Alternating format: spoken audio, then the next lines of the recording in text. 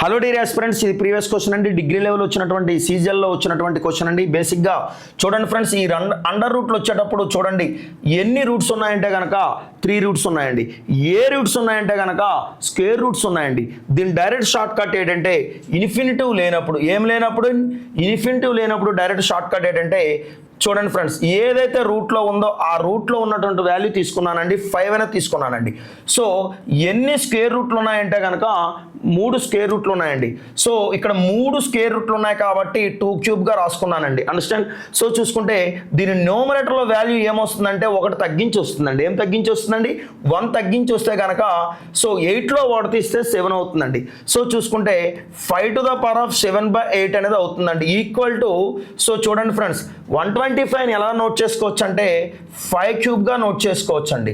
So 5 cube whole to the power of ఎక్స్గా రాసుకుంటే కనుక గమనించండి, ఇక్కడ చూసుకుంటే భూములు సమానమైనప్పుడు ఘాతాంకాలు సమానం. Bases are equal, exponents must be equal అండి.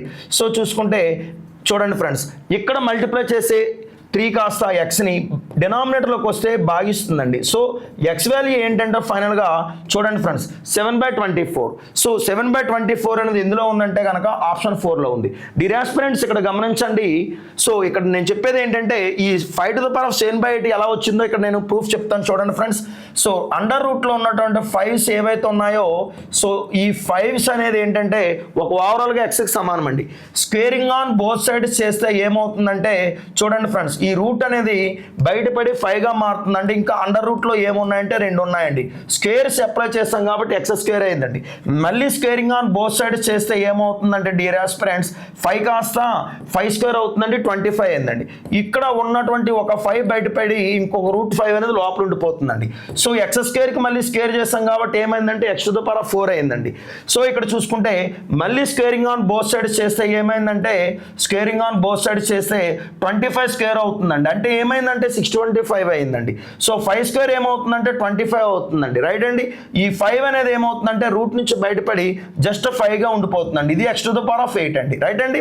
చూడండి friends, a power m whole to the power of n ఏమవుతుందంటే a to the power of mn అవుతుందండి. x to the power of 16 కాదు, ఇక్కడ 625 అనేది ఏంటంటే 5 to the power of 4 అవునా.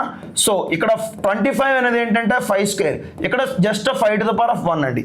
భూములు సమానమైనప్పుడు ఘాతాంకాలు సమానం. 4 2 6, 6 1 7 అండి. So 5 to the power of 7 equal to x to the power of 8 అంటే కనుక therefore x equal to ఏమవుతుందంటే కనుక చూడండి friends 5 to the power of 7/8 అవుతుందండి కదండి. రైట్ అండి.